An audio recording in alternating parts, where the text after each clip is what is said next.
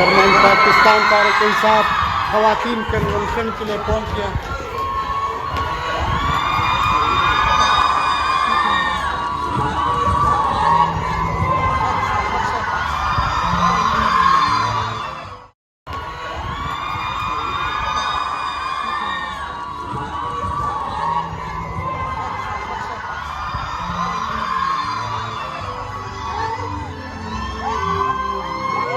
Chairman P T I Imran Khan آئیسپ خواتین convention اسلام آباد میں آمد.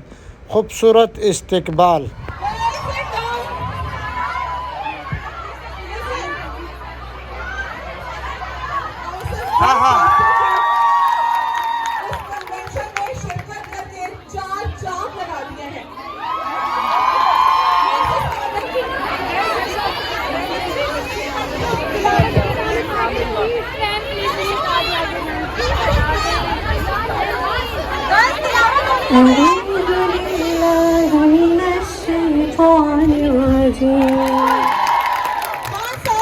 یہاں پہ جتنی بھی لڑکیاں موجود ہیں ان کا کوئی چاچا ماما یا کوئی بھی رشتے دار سیاسی سے کوئی تعلق نہیں. میں اس لیے آئی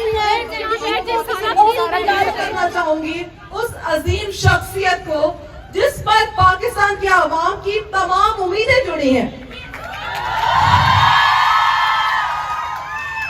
غریبوں کی آخری سانس، آخری آس، ہم سب کی پہچان، پاکستان کی پہچان، پاکستان کی شان، بھرپور تالیوں کے ساتھ عمران خان صاحب.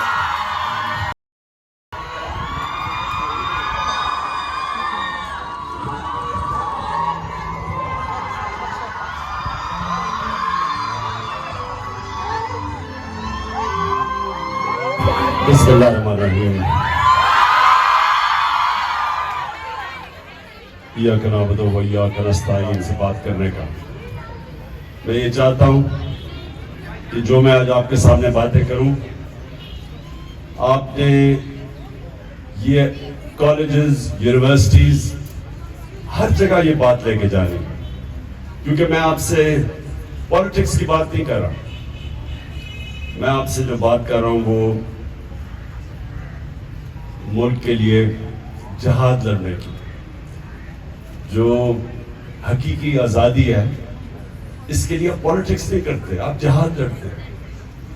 اور یہ ہے آپ کی مستقبل کے لیے، آپ کے آنے والی جنریشنز کے لیے، انشاءاللہ جب آپ کے بچے ہوں گے ان کے لیے. یہ آپ اپنی فیوچر کے لیے ایک جنگ لڑ رہے ہیں. اور یہ ہے کیا، میں ذرا آپ کو بڑے آسان طریقے سے سمجھانا چاہتا ہوں کہ یہ حقیقی آزادی ہے کیا. دیکھیں، سب سے زیادہ دنیا کی تاریخ میں اگر کسی انسان نے زیادہ اچیو کیا ہے، نہ کسی نے پہلے کیا نہ کوئی بعد میں کر سکتا ہے، وہ ہمارے نبی صلی اللہ علیہ وسلم. تو انہوں نے کیا کیا تھا؟ ہمیشہ اپنے آپ سے یہ سوال پوچھے کہ کیوں اللہ ہمیں کہتا ہے کہ ان کے راستے پہ چلو؟ اللہ کا حکم ہے کہ ان کے راستے پہ چلو. ان کے راستے پہ چل کے اللہ کو تو کوئی فائدہ، اللہ تو بے نیاز ہے، اس کے پاس سب کچھ ہے، اس کو تو وہ تو خود کفیل ہے. اللہ ہماری بہتری کے لیے کہتا ہے کہ ان کے راستے پہ چلو، کیونکہ کسی انسان نے وہ اچیو نہیں کیا جو انہوں نے کیا. ہم یونیورسٹیز میں جب ہم پڑھتے تھے تو ہمیں بھی رول ماڈلز، ہمارے رول ماڈل جن کی ہم کتابیں پڑھتے تھے، ان کی لائف ہسٹری پڑھتے تھے، ان کی بایوگرافیز پڑھتے تھے. وہ کیوں پڑھتے تھے؟ کیونکہ وہ انہوں نے زندگی میں کوئی اچیو کیا ہوا تھا. میں جب کرکٹ کھیلتا تھا تو میں کرکٹ میں بھی میرے رول ماڈلز ہوتے تھے، ان کے اوپر پڑھتا تھا کہ کیسے انہوں نے کیا کیا. لیکن جس انسان نے انسانی تاریخ میں وہ اچیو کیا جو کسی نے کیا ہی نہیں، ایک ہے کتاب دا 100 Greatest Men، اس پہ نمبر 1 جو وہ کسی مسلمان نے نہیں لکھی کتاب، جو نمبر 1 ہے وہ ہے ہمارے نبی صلی اللہ علیہ وسلم ان ٹرمز آف گریٹنس. تو اس لیے اللہ کہتا ہے کہ ان کی زندگی سے سیکھو. اب جو انہوں نے مدینہ کی ریاست بنائی تھی، وہ ان کی سنت تھی. ہمیں اصولاً سب کو اسکول میں، یونیورسٹیز میں، ہم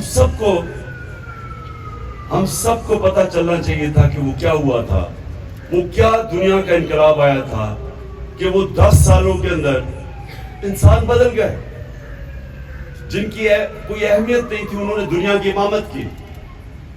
یہ تاریخ کا حصہ ہے کہ رومن امپائر اور پرشین امپائر سپر پاورز ایک دم یہ 10 سال کے فنومینا میں 622 اور 632 کے بیچ میں جب نبی صلی اللہ علیہ وسلم پہنچے مدینہ اور جب وہ دنیا سے گئے، ان 10 سالوں کے اندر انسان بدل گئے اور انہوں نے دنیا کی امامت کی. یہ ہسٹوریکل فیکٹ ہے. تو کیا ہوا تھا؟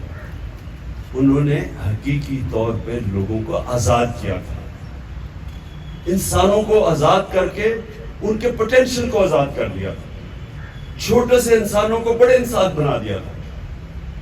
جو مولانا رومی کہتے ہیں کہ جب اللہ نے تمہیں پر دیے تو کیوں زمین پہ رینگ رہے ہو چوٹیوں کی طرح؟ ہم سب کے پاس پر ہے. ہم کوئی بھی اوپر جا سکتا ہے کیونکہ ہم اللہ کی سب سے عظیم مخلوق ہے، اشرف المخلوقات. اس نے جس کے فرشتوں کو کہا کہ ان کے سامنے جھکو، انسان کے سامنے. ہم وہ لوگ ہیں لیکن ہم اپنی حیثیت نہیں جانتے. ہم جانتے نہیں ہیں کہ اللہ نے ہمیں کتنی طاقت دی ہے. جب شیطان نے کہا کہ میں نہیں جھکتا، یہ مٹی کا بنا ہوا میں آگ کا، تو اللہ نے کہا تمہیں نہیں پتا کہ میں نے اسے کتنی طاقت دی ہے، صلاحیت دی ہے، پاور دی ہے. تو ہم سب کو اللہ نے پاور دی ہے. ہم سب میں پوٹینشل ہے کہ ہم کچھ بھی کر سکتے ہیں، لیکن ہم زنجیریں بندھی ہوئی ہیں جو روکتی ہیں ہمیں اوپر جانے سے. تو میرے نبی صلی اللہ علیہ وسلم نے مدینہ میں وہ زنجیریں توڑ دی، انسانوں کو آزاد کر دیا، ان کو پر دے دیے. وہی لوگ تھے، اور یہ تاریخ کا حصہ ہے، وہی لوگ تھے جن کی کوئی حیثیت نہیں تھی 2 سپر پاورز کے سامنے. 10 سالوں کے اندر وہ تبدیل ہو گئے. اور وہ جسمانی انقلاب نہیں تھا، وہ فکری انقلاب تھا. ذہنوں کے اندر تبدیلی آئی تھی. عورتوں کو انہوں نے آزاد کیسے کیا؟ رائٹس دے کے. آج بھی پاکستان میں سمجھتا ہوں کہ ہم نے باوجود کہ اپنے قانون بھی پاس کیا، 80% خواتین کو ان کے انہیریٹنس رائٹس نہیں ملتے جو انہوں نے 1500 سال پہلے انہوں نے عورتوں کو دیے تھے. ان کو رائٹس دیے تھے. انہوں نے واضح طور پہ خواتین کے رائٹس اسپیسیفائی کیے تھے.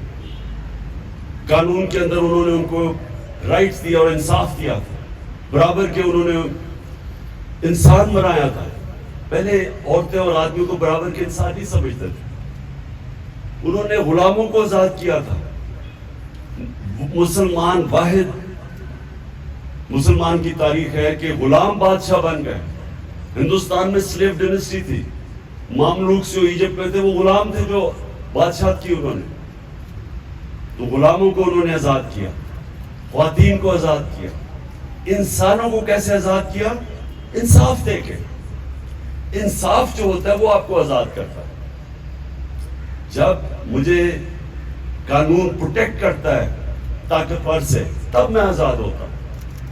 آج آپ اگر بدترین غلامی انسانوں کی دیکھی آپ نے تو اندرون سندھ چلے جائیں. جس طرح وہ انسانوں کو، وہ ان کے طاقتور، ان کے وڈیر انسانوں کو رکھتے ہیں، میں آپ کو یقین دلاتا ہوں کہ میں جتنا باہر مغربی دنیا میں سفر کیا ہے، جانوروں کو اس طرح وہاں مغرب میں رکھے، ان کے اوپر وہ جیل میں ڈال دیتے ہیں. جانوروں سے اگر وہ ظلم کرے وہ لوگوں کو جیل میں ڈال دیتے ہیں. وہاں جو انسانوں سے ظلم ہوتا ہے، خاص طور پہ میں اندرون سندھ کی بات کر رہا ہوں کہ کوئی ان کے رائٹس نہیں ہے. تو جب آپ کے حقوق نہیں ہوتے تو پھر انسانی معاشرہ نہیں رہتا، وہ جانوروں کا معاشرہ بن جاتا ہے. جانوروں اور انسانی معاشرے میں فرق ہی یہ ہوتا ہے کہ انسانوں کے معاشرے میں انصاف ہوتا ہے. جب انسانی معاشرے میں انصاف نہیں ہوتا پھر وہ جانوروں، بلکہ جانوروں سے بھی نیچے چلا جاتا ہے وہ معاشرہ. اس لیے انہوں نے سب سے پہلے اسٹیبلش کیا انصاف. اور انصاف کیا تھا ان کا کہ 2 ان کے بعد مدینہ کی ریاست میں 2 خلیفہ وقت عدالت میں جاتے ہیں، خلیفہ ہوتے ہوئے عدالت میں پیش ہوتے ہیں، اور حضرت علی رضی اللہ تعالیٰ ایک یہودی سے عدالت میں کیس ہار جاتے ہیں خلیفہ ہوتے ہوئے، کیونکہ جو قاضی ہے وہ ان کے بیٹے کی گواہی قبول نہیں کرتا۔ حضرت علی یعنی ان کا مقام دیکھیں، ایک یہودی شہری سے کیس ہار جاتے ہیں۔ آپ سوچیں کہ وہاں انصاف کا کیا لیول ہوگا، کیا سٹینڈرڈز ہوں گے۔ آج آپ سوچ سکتے ہیں کہ کسی بھی مغربی معاشرے میں جس کو ہمارے سے بہتر انصاف کا نظام ہے، وہاں کوئی ان کا حاکم ہو، ان کا سربراہ ہو، وہ ایک کسی اور مائنورٹی سے کیس جیت ہار جائے، وہاں بھی تصور نہیں ہے۔ تو یہ تھا لیول ان کا انصاف کا، جس کی وجہ سے انسان آزاد ہو گئے، جس کی وجہ سے ان کی پرواز اوپر چلی گئی، جس کی وجہ سے وہ انہوں نے کئی 100 سال تک دنیا کی امامت کی، ورلڈ لیڈرشپ کی، انہوں نے ہر چیز میں، چاہے وہ سائنسز ہوں، چاہے وہ کسی انوویشنز، ہر چیز میں وہ آگے نکل گئے، کیونکہ انسان آزاد ہو گیا۔ تو میں جو آپ کو چاہتا ہوں، جب آپ یونیورسٹیز اور کالجز میں جائیں تو آپ سمجھائیں کہ ہم اس طرح کہیں نہیں جا رہے، اس طرح کے نظام میں جس طرح چور اوپر آ کے بیٹھ جائیں، مانے ہوئے ملک کے ڈاکو اگر ملک کے اوپر بیٹھ جائے، آپ ایک فیکٹری کے اوپر چور بٹھا دیں، وہ فیکٹری آپ کی بند ہو جائے گی۔ ملک کیسے چل سکتا ہے؟ آج ساری جتنی بھی غریب ملک ہیں ان ساروں کی ایک ہی کہانی ہے، وہاں انصاف نہیں ہے، وہاں رول آف لا نہیں ہے، وہاں انصاف کی حکمرانی نہیں، وہاں جنگل کا قانون ہے۔ جو طاقتور ہے وہ قانون سے اوپر ہے، جو کمزور ہے اس کو انصاف نہیں ملتا۔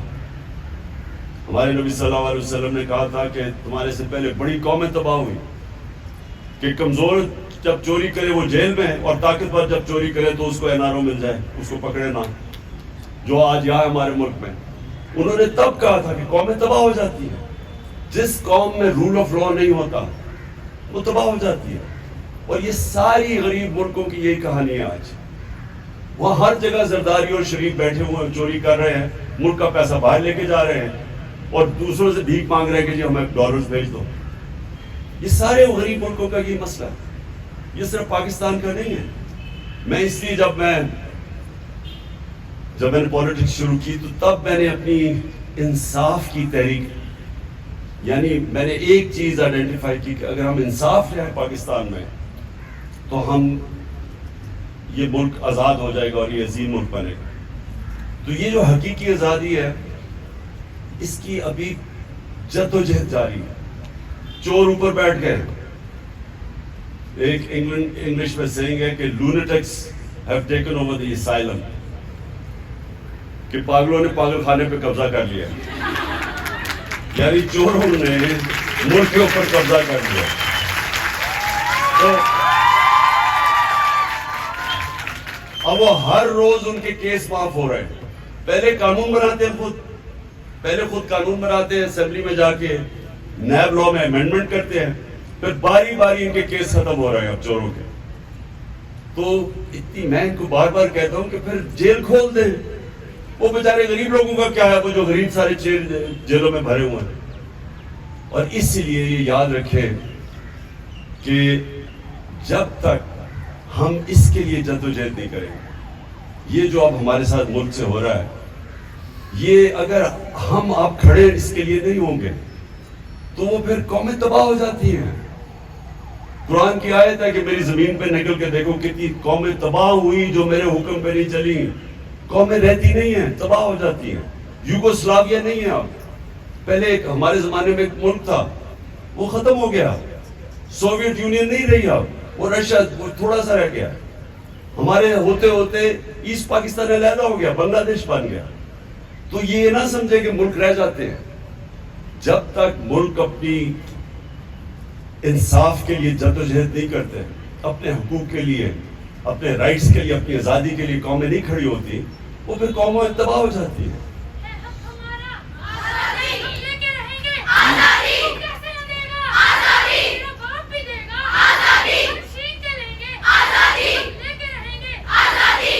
جی آپ آزادی تب لیں گے، آپ تب لیں گے جب آپ ہر یونیورسٹی، آپ سارا یہ علاقہ اسلام آباد پنڈی آپس میں بانٹ لیں گے، اور آپ نے جس طرح جب پاکستان کی تحریک چلی تھی، تحریک پاکستان، تو تب بھی میری والدہ کی جنریشن وہ جاتے تھے کالجز کے اندر اور اپنی آزادی کی تحریک کی وہ پوری جدوجہد کرتے تھے، لوگوں کو اپنی طرف لے کے آتے تھے.